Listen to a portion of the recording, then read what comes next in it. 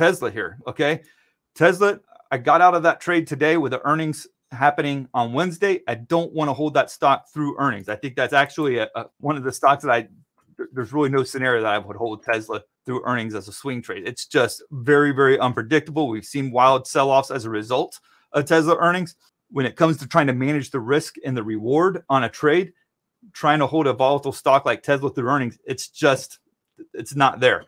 So going into earnings tomorrow, what levels do we need to be cognizant of in terms of a pullback? What could it be trying to test? Let's look at the charts. Here on Tesla, you have this pullback opportunity to this rising trend line. Now, when I played it, I played this breakout right here off of the trend line. I didn't have a big window of opportunity because of earnings. So I wanted to make sure that I took advantage of any kind of momentum that came as a result of this bounce off the trend line. I got it. I made about 4+% on, I think about 4.7% on the trade. Good trade overall, not a big window of opportunity. So I took what I could. What you really want to pay close attention to is this declining trend line. This is really should be our main focus going into earnings.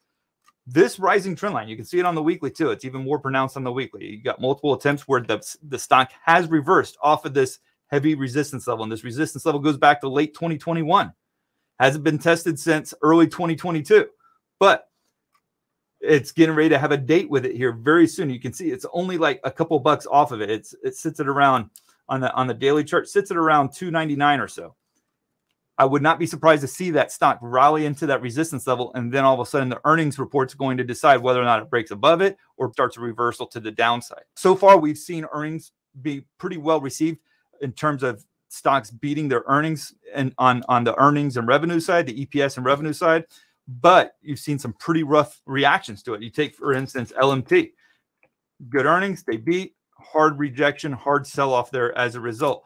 So there's a lot of others like LMT that I just showed you when it pertains to the earnings. So Tesla, it's up 6 straight days in a row. Earnings reports way too volatile for me to play, but I think a lot of it's going to hinge on how is the earnings report received, and then how does it react to this huge, massive trend line that goes all the way back to 2021.